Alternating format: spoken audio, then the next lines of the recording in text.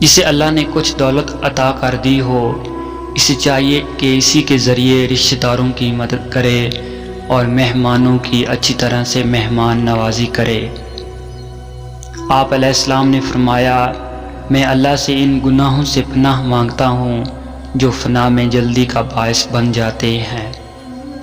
آپ سے پوچھا گیا، کیا ایسے بھی کچھ گناہ ہیں جو فنا میں جلدی کا باعث بن جاتے ہیں؟ تو آپ نے فرمایا، تیرا برا ہو وہ گناہ قطع رحم۔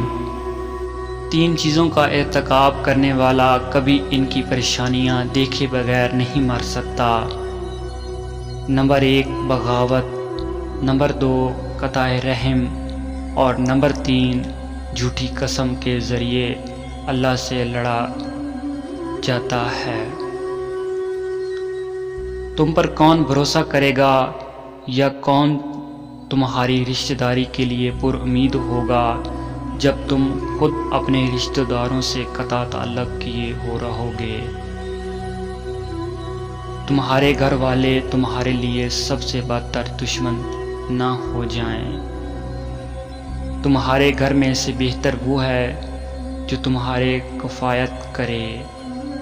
قطع رحم کے ہوتے ہوئے کسی طرح کا کوئی اضافہ ممکن نہیں۔